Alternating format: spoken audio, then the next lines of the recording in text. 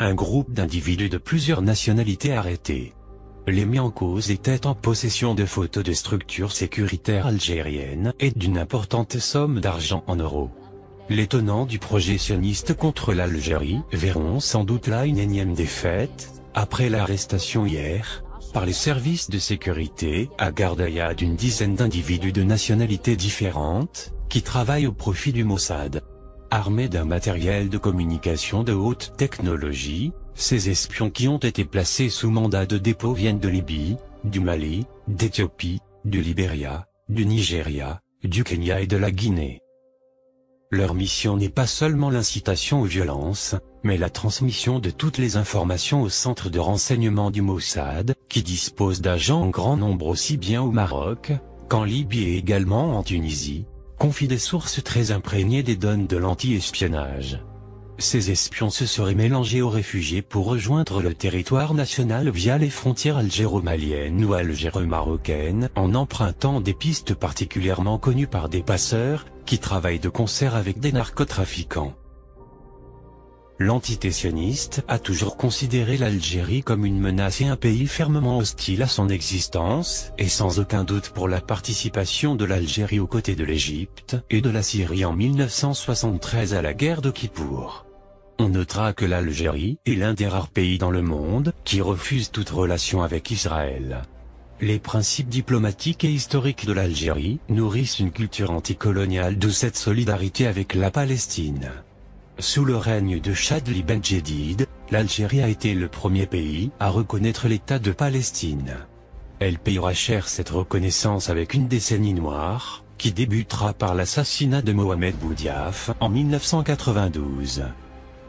Mais un autre motif est redouté par l'entité sioniste, ce sont à ne pas en douter, ses relations avec l'Iran.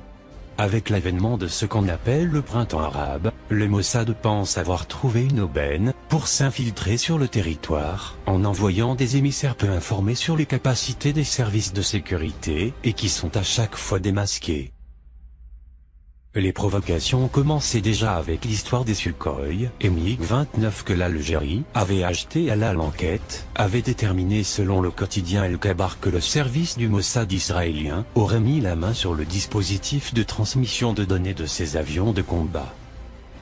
Des manipulations qui auraient permis au service d'espionnage israélien d'obtenir toutes les informations liées au mouvement de ces MiG-29 pendant leur utilisation par les pilotes algériens.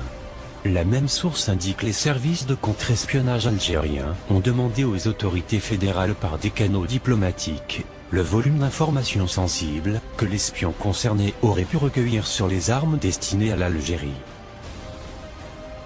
Il apparaît de plus en plus évident qu'Israël s'intéresse de très près aux contrats d'armement passés par le ministère de la Défense avec la Russie, comme la modernisation de la flotte de la marine ou les avions de chasse MiG-29 et les Sukhoi Su-30. Derrière cette tromperie un certain Vadim Liderman, l'attaché militaire de l'ambassade d'Israël à Moscou, qui a été expulsé pour espionnage. Dans son édition à ce propos, la même source soulignait que l'information n'était pas inconnue du département du renseignement et sécurité algérien, sur le qui-vive depuis pas mal de temps. Elle a conduit les limiers du département du contre-espionnage à rouvrir le dossier des 15 avions de combat MiG-29 SMT, renvoyés, en 2008, en Russie et surtout demander aux autorités fédérales russes des précisions sur l'espion Vadim Liderman et le réseau d'espionnage israélien en Russie. Les services de sécurité du contre-espionnage ne sont pas à leurs premières arrestations. En 2013, 3 Marocains suspectés d'espionnage pour le compte d'Israël avaient été arrêtés en Algérie, alors qu'en 2014, c'est un Marocain originaire de la ville de Nador, qui avait été arrêté à Annaba, où il avait été poursuivi pour atteinte à la sécurité de l'État algérien et espionnage.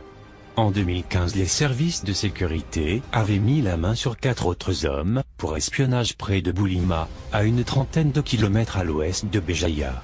Les mis en cause étaient en possession de photos de structures sécuritaires algériennes et une importante somme d'argent en euros. Cette obsession sioniste contre l'Algérie malgré la distance renseigne sur les craintes réelles de cet État colonisateur, qui n'avait pas manqué d'envoyer des agents portant des nationalités syriennes et libanaises à partir de 2011 sur le territoire algérien, via des aéroports nationaux.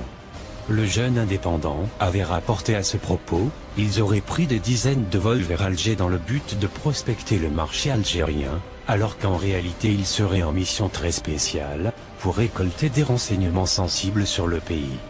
Fort heureusement, les services de renseignement algériens ont été vigilants, ayant réussi à découvrir l'existence de ces 5 espions du Mossad sur le territoire national.